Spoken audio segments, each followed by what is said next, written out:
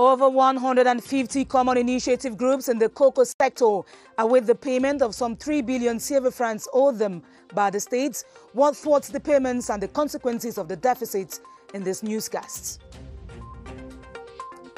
Cameroon's lone cardinal for eternity, Christian Cardinal Toumi, is celebrated in death by the clergy and the laity in a series of requiem masses with the Apostolic Nuncio to Cameroon and Equatorial Guinea, His Excellency Julio Murat. A 40-hectare multidisciplinary fitness center in NGAOUNDERE is set in motion by Sports and Physical Education Minister for the delight of a people grateful for the state jewel. Good evening and thanks for joining us. Those were the headlines of the 7:30 News.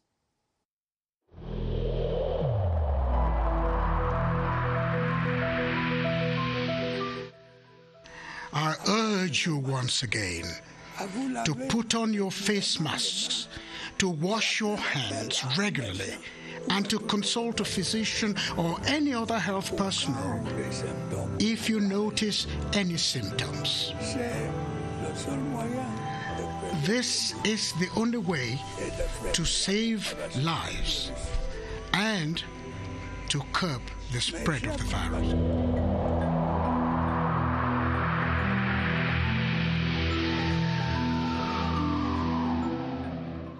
Good evening and thanks for joining us. Our half-hour newscast begins with endeavors to narrow the energy gap between urban and rural areas.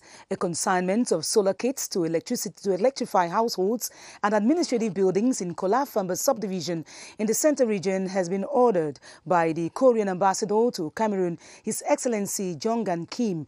The Minister of Water and Energy Resources, Gaston Elundou-Esomba, hailed the move, which celebrates 60 years of fruitful ties between both nations. Ewane Pole has the details. The donation by the Korean government to the Kolafamba Council comprises of 107 solar kits of 300 and 500 watts for each household in the municipality, 3 solar energy units of 1,000 and 5,000 watts to electrify the DIO's office and the council office, as well as the district health center. While handing the solar electrification equipment to the mayor, the Minister of Energy and Water Resources, Gaston Elundou-Esomba, and the Korean ambassador to Cameroon, Jong-gan Kim, underlined the need to narrow the energy gap existing between urban and rural areas.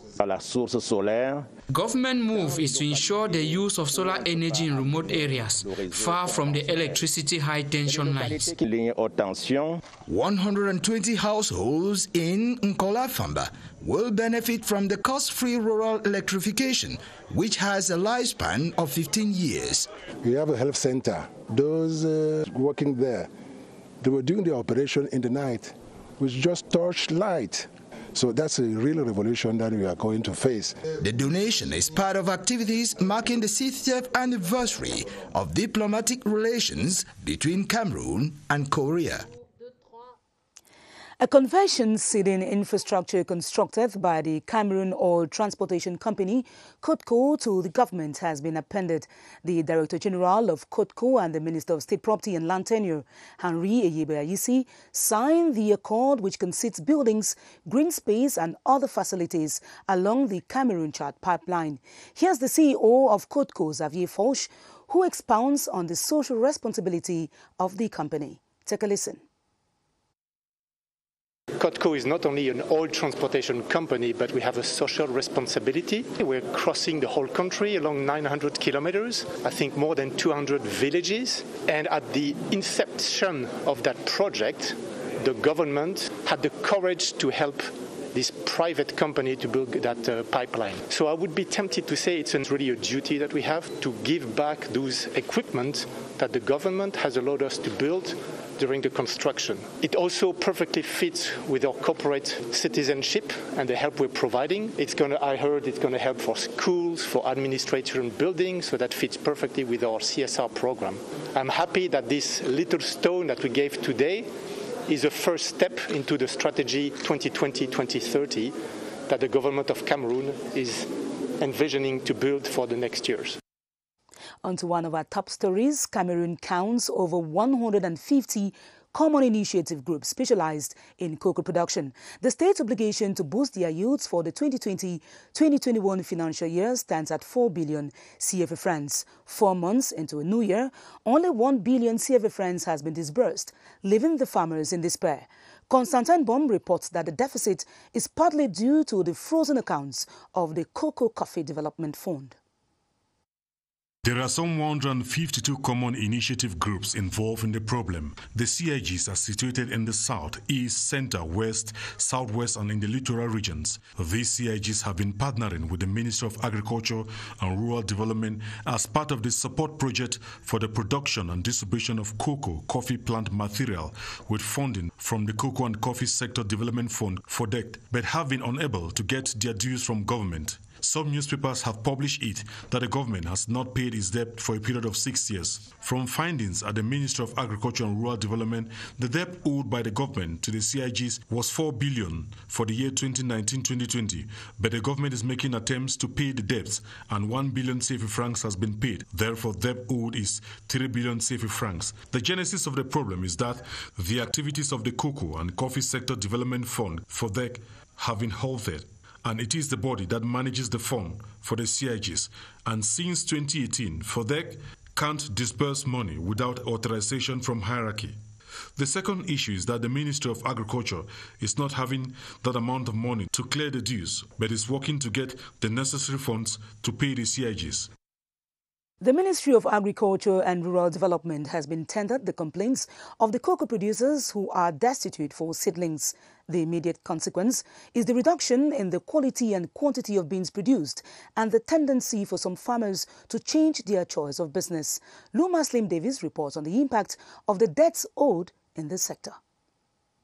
The Ministry of Agriculture and Rural Development rely on cooperatives for the production of seedlings such as cocoa and coffee to be distributed to farmers.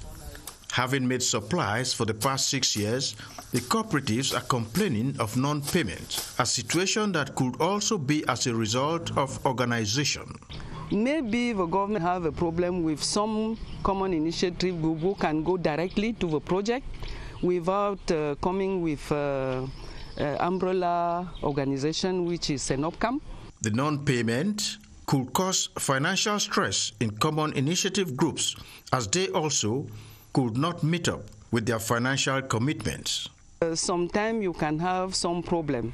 The money can come late. My advocacy is to have a convention with the government, and the project have to respect the engagement, and the common initiative group and farmers organization also have to respect the engagement to produce the seeds. However, since both parties still trust each other, business will continue.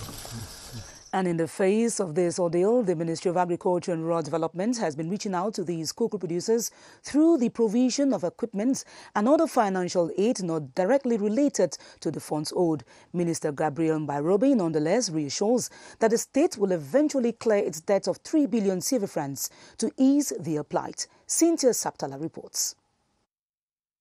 The issue in question stems from the 2019-2020 budgetary year. A total of 4 billion CFA francs was unpaid to common initiative groups, and at the Ministry of Agriculture, they say they are aware of the situation.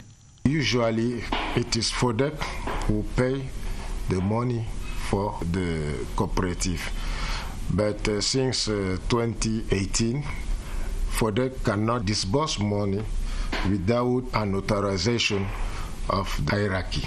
Minister Gabriel Mbairobe also stated that common initiative groups have and remain partners in ameliorating the cocoa sector in the country and guarantees that efforts are being made to regularize the situation. We are looking forward to find an issue for the debt of 3 billion, so they can trust the government will pay the money. The Minister of Agriculture added that for 2021, 12 million seedlings worth 2 billion CFA francs are expected from these groups, and the payment is already available. And away from cocoa financing, we take this press release from the Prime Minister's office on the esteemed instructions of the Head of State, His Excellency Paul Biya. The Prime Minister, Head of Government, Chief Dr. Joseph John Gute, shall represent the President of the Republic at the funeral ceremony of His Eminence Christian Cardinal Tumi, Archbishop Emeritus of the Douala Diocese. The ceremony shall take place on Tuesday, the 20th of April 2021 in Douala. It is signed by the Director of Cabinet, Balungeli Confiance Ebune. And in this light, homage has been paid to the Archbishop Emeritus of Douala, His Eminence Christian Cardinal Tumi. The mortal remains of Cameroon's only cardinal were coffined today at the mortuary of the military hospital in Douala. The first of a series of requiem masses was said by the Apostolic Nuncio to Cameroon and Equatorial Guinea, His Excellency Julio Murad, and the Archbishop of Douala, His Grace Samuel Cleda, at the St. Peter and Paul's Cathedral.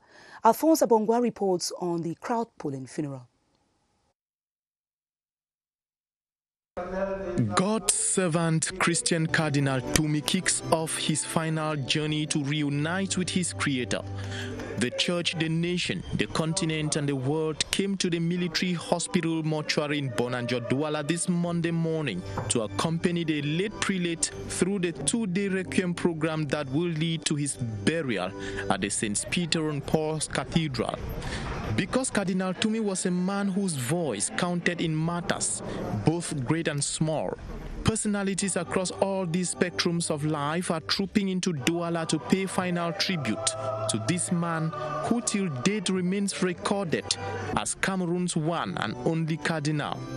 Aside the Apostolic Nuncio to Cameroon and Equatorial Guinea, bishops and archbishops of Cameroon and other African countries like the Congo, other important personalities who made it a rendezvous at the Cardinal's funeral include Employment and Vocational Training Minister Issa Chiroma Bakari, Northwest Governor Adolphe Lele Lafrique, and Littoral Governor Samuel Dieudonné Vahadibua.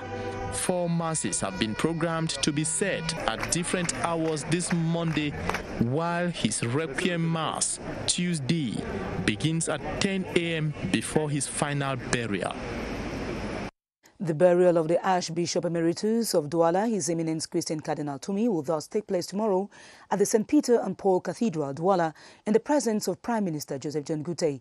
The representative of President Paul Biya at the funeral ceremony arrived Douala today. He was received by Governor Samuel Dieudonné Vahadibua and later granted audience to the Archbishop of Douala, His Grace Samuel Cleda. Christian Cheatam has the details. Minister Joseph John Gute, representative of the President of the Republic, to the funeral ceremony of His Eminence Christian Cardinal Tumi, was received at the Douala International Airport by Littoral Governor Samuel Dieudonné Vahadibua and the constituted core of the region. After a short exchange with the governor, Joseph John Gute was accompanied to the Sawa Hotel. The Prime Minister granted audience to the Archbishop of Douala, His Grace Samuel Cleda. The funeral of His Eminence Christian Cardinal Tumi was the main point of focus. The Prime Minister confirmed that he was sent by the President of the Republic to represent him at the funeral ceremony. Through him, I express sincere thanks to the President for this show of concern. It's a way of celebrating what he was and what he did for our country. We are preparing for the ceremony and we hope all will be well. Prime Minister Joseph John Gute will represent President Paul Biya at the funeral ceremony of His Eminence Christian Cardinal Tumi to take place at the St. Peter and Paul Cathedral, Douala.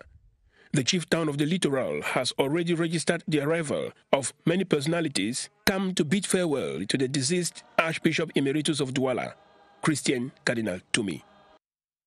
In development news, a caravan on citizen budget on decentralized territorial collectivities and rural entrepreneurship has been launched in Yaoundé. The first phase of the project involves some 250 youth in Batori, Kadei division of the East region, who will be trained on aquaculture and maize farming. Gerard Nanji Eyambe reports on the program that will be extended to the 10 regions of the country. The Royal Entrepreneurship Forum, with its pilot phase to kick off in Baturi in the Kadeye division of the East region, is aimed at sensitizing and training 250 youths create petty businesses for themselves. They will be undergoing training in aquaculture and maize production. This is to reduce the importation of fish and maize while encouraging local production. The project is expected to be realized thanks to the citizen budget within the framework of decentralized territorial collectivities. The citizen budget is the main axis by which citizens have to get their insertion in local economy. This is to wage war against poverty and unemployment in the country. Elsewhere, the constant supply of water to households in the Bamenda 3 Council area is one of the priority projects identified for execution in the coming days, with the sum of 700 million CFA francs voted during the administrative account session. The council authorities pledged to solve the water crisis with the aid of their foreign partners. Mercy Kusi has the details. Inhabitants of Bamenda 3 wake up every morning to water shortage, and this gets intense during the dry season. This has been one of the preoccupying issues for councillors in the area during this administrative account session. Our partners in Germany have shipped a container of equipment that will enable us to double the production capacity of our water project. The councillors have disclosed that over 80% of project outlines for 2021 were realized. We succeeded in tarring the road from PNEU to Farmer's House. We actually maintain some earth roads across the municipality, and we equally constructed some bridges, some culverts. Part of the over 700 million CFA francs adopted is allocated for the rehabilitation of roads within Bamenda 3. In what makes the debate tonight, the might of the municipal police charged with ensuring order within councils accused of misconduct and other excesses. With complaints filed by citizens on verbal abuse, confiscation of property and arrests, decentralization authorities have issued orders calling on them to respect the law. Beatrice Law Samba now dives into the intriguing discord. Jinga Neighborhood Roundabout, a no-go zone for commercial motorcycle riders in Yaoundé. A trespasser rides straight into police dragnet. This is the Presidential Avenue, a delicate zone, and commercial bikes are not allowed to step here. Always ready to make a case against who breaches the law, the municipal police has been associated with stories of misconduct lately. Sometimes people don't want to cooperate. We impound their bikes and confiscate their papers. To verify that excess brutality has characterized recent police tussles with stubborn citizens, we head to the Mfundi market, reputed in the past for such fights between council police bent on rooting out traders who stubbornly occupy roadside lanes and even encroach into the road. With time and after tutoring from the heavy hand of the police, the traders have learned to toe the line. The municipal police was also clearly on duty here at Jamo Roundabout, chasing traders who settled on pedestrian tracks. Not clear if police brutality was an issue here. The traders say some measure of force was used to get them out of their comfort zone. And municipal police insist it is accountable for every one of its acts, denying it has grown wings. And on to youth empowerment, the plethora of programs launched at the Ministry of Youth Affairs and Civic Education to empower young people and finance their projects are being profiled in a workshop in Yaoundé. For 5 days, the youth, led by officials in charge of training in the ministry, will be drilled on the existing opportunities and how to benefit from them. Romeo Kenny tells us more. The 85 experts taking part in the 5-day workshop at the Yaoundé Multipurpose Youth Empowerment Center will be brainstorming on improving the socio-economic integration models and strategies to handle the Riamos online platform destined for youth entrepreneurship.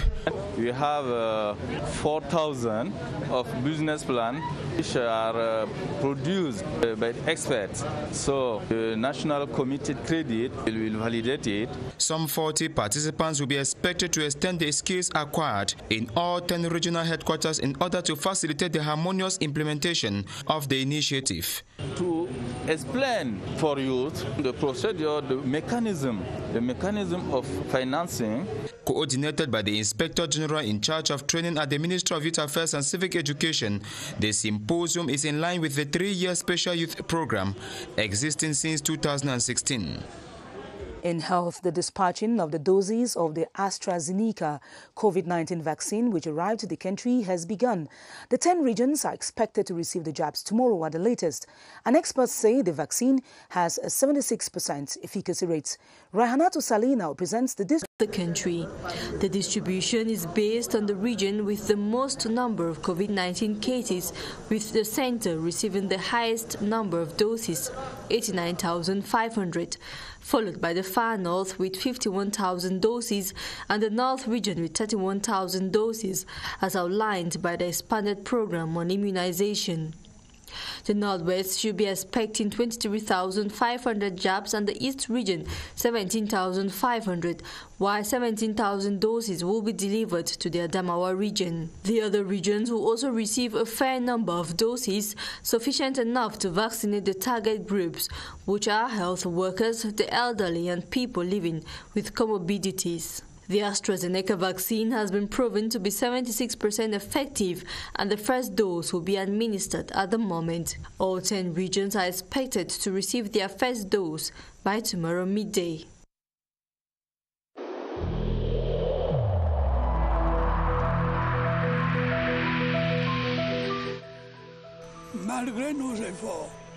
Despite our efforts, COVID-19 plunged many families into mourning and seriously hampered the functioning of our economy and society.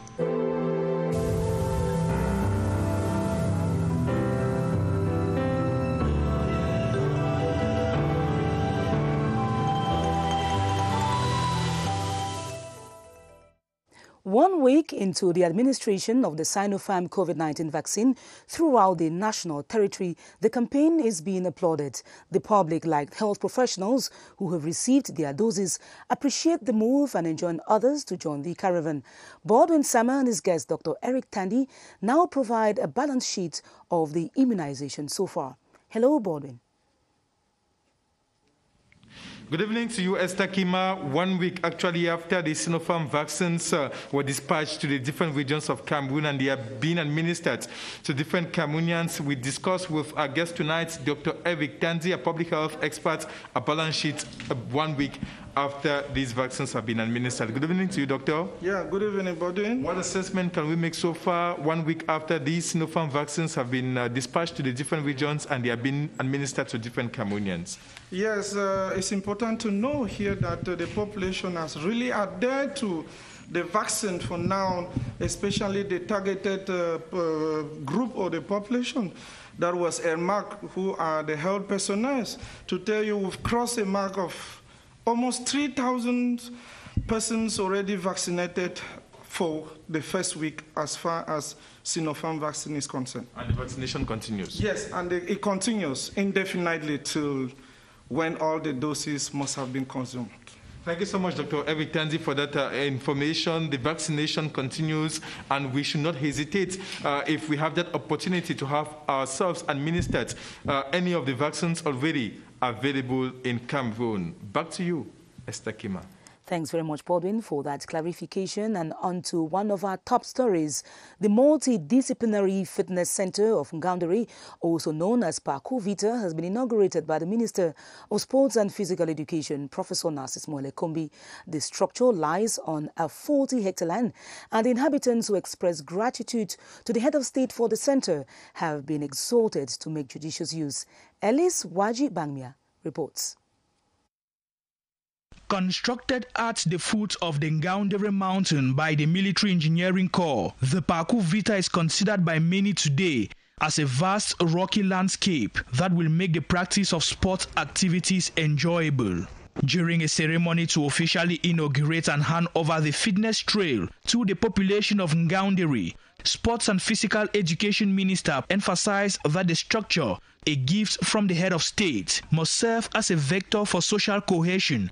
The practice of mass sport activities is a pillar of national integration, of unity. NGAOUNDERE City Mayor Bobo Saliu, who received the keys of the 40-hectare sports infrastructure, promised on behalf of the population to make a proper use of the PATYCHOU Vita.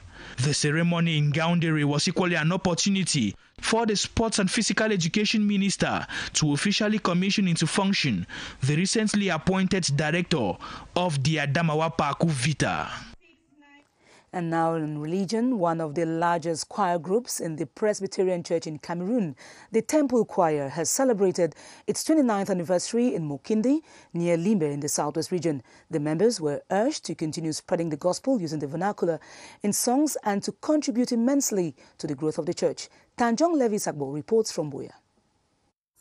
Their musical spectacle served as a soulful touch to the Christians. The rally brought together all the different temple choir groups that make up the Fako South Presbytery. During the homily, the preacher called on the Christians to be peace bearers and work towards blessing their communities. Everything that God intends or gives to humanity is a blessing. It's not a curse, but people sometimes turn the gifts of God to become a curse. So it's unfortunate. But God is still there. While encouraging the various temple choir groups for their consistency in promoting cultural diversity, they were reminded to remain focused, especially during this period of a health pandemic. We are celebrating under strict conditions of the COVID-19 pandemic, and amidst these challenges, temple choir members must be firm to upgrade these challenges so that together we can move forward to spread God's word. Singing in the vernacular, it was a tussle of who will be the winner. This will be announced in August during a musical seminar. At Victorial, one of the country's oldest cement producers since 1963, Cemencam has set up an online mechanism called My Cement for cement purchase. It has partnered with the Afriland First Bank to facilitate access to construction material. Cynthia Etim reports on the agreement signed in Douala on My Cemencam. Cement produced by Cemencam can henceforth be ordered through an online service, My Cemencam, and paid for through the online account in Afriland First Bank. The transfer, the officials say, works within 5 minutes and is followed by instant supply, a move that has time and movement benefits for the customer. We are working now with the leader of the banking system here in Cameroon. And yes, and leader means you offer good services to Cemencam, to our customers. This is to better serve our customers, and I believe it's a great opportunity for them to lower the cost.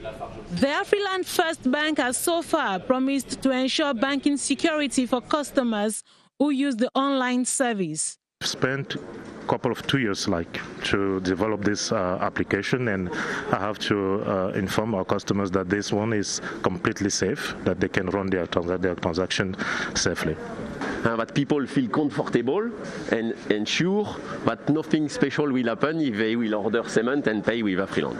Officials of the Cemencam company are hopeful that the online service will also increase sales. We are targeting to have 100% of our orders will be done via our digital solutions. So that's what we expect end of 2021. My CMENCAM service also enables the recording and monitoring of customer orders, delivery tracking in real time, and the management of customers' complaints. In March alone, the company was able to make 67% turnover thanks to the online platform My CMENCAM. Management has equally been providing other innovative services to its customers. The digitalization move by both companies is equally aimed at limiting the spread of COVID-19. That will be all for this edition of the news, in which you heard that over 150 common initiative groups in the cocoa sector are awaiting the payment of some 3 billion CFA francs owed them by the state. The 7:30 news tonight provided details on what is thwarting these payments and the consequences of the deficit. And finally, on the esteemed instructions of the head of state, His Excellency Paul Biya, the Prime Minister, head of government, Chief Dr. Joseph John Goethe shall represent the President of the Republic at the funeral ceremony of His Eminence Christian Cardinal Toumi, Archbishop Emeritus of Douala Diocese. The ceremony takes place tomorrow in Douala, the 20th of April, 2021. More news comes your way at 8:30 p.m. with Adam Bala. I'll be back tomorrow at 7:30 p.m. God willing, stay tuned to our programs on CRTV channels and also on our digital platforms. Thanks for watching. Good night.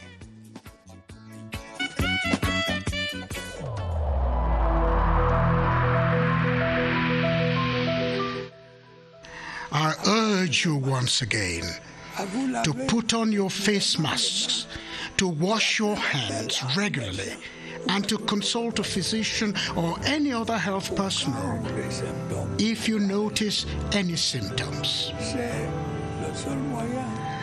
This is the only way to save lives and to curb the spread of the virus.